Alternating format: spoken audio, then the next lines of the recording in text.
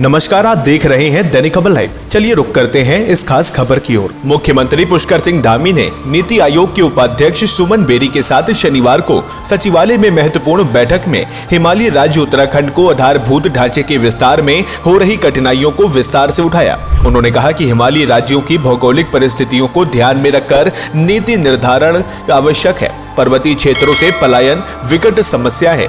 इसके समाधान को पर्वतीय क्षेत्रों में आजीविका वृद्धि के लिए विशेष नीति बनाई जानी चाहिए। मुख्यमंत्री धामी ने नीति आयोग के उपाध्यक्ष के साथ राज्य के महत्वपूर्ण विषयों पर चर्चा भी की। उन्होंने कहा कि राज्य में आपदा, जंगल की आग, पलायन और फ्लोटिंग जनसंख्या बड़ी चुनौती है। पर्वतीय, मैदानी, भाबर और तराई के रूप में विषम भौगोलिक परिस्थितियों से राज्य को जूझना पड़ता है। दो देशों के अंतर्राष्ट्रीय सीमाओं से सटे होने के कारण उत्तराखंड सामरिक रूप से महत्वपूर्ण राज्य है। उन्होंने कहा कि प्रदेश सरकार हिम आधारित नदियों को वर्षा आधारित नदियों से जोड़ने की महत्वाकांक्षी परियोजना नदी जोड़ो परियोजना पर कार्य कर रही है। इसके लिए अत्यधिक धनराशि की आवश्यकता है। उन्होंने आयोग से परियोजना के लिए तकनीकी सहयोग देने का अनुरोध किया। मुख्यमंत्री ने कहा कि राज्य में फ्लोटिंग जनसंख्या को ध्यान में रखकर नीति बनाई जाए। उन्होंने कहा कि राज्य की जनसंख्या लगभग 1.25 करोड़ है, लेकिन धार्मिक और पर्यटन प्रदेश होने से 10 गुना अधिक पर्यटक एवं यात्री आवाजाही कर रहे हैं। उनके लिए आधारभूत सुविधाओं का विकास राज्य को करना पड़ता है।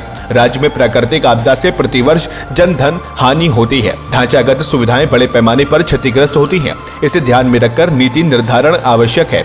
राज्य में जंगल की आग विकट समस्या है। इससे निपटने के लिए राज्य को पर्याप्त संसाधन उपलब्ध कराने को उन्होंने आयोग से सहयोग मांगा। उन्होंने राज्य के सीमांत क्षेत्रों के भी विशेष नीति बनाने को समर्थन किया। मुख्यमंत्री ने कहा कि राज्य सरकार ने सशक्त उत्तराखंड की पहल वर्ष 2022 से प्रारंभ की। आगामी 5 वर्षों में राज्य की आर्थिकी 2 गुना करने का लक्ष्य रखा गया। वर्तमान में राज्य की आर्थिकी वर्ष 2022 के सापेक्ष 1.3 गुना हो चुकी है।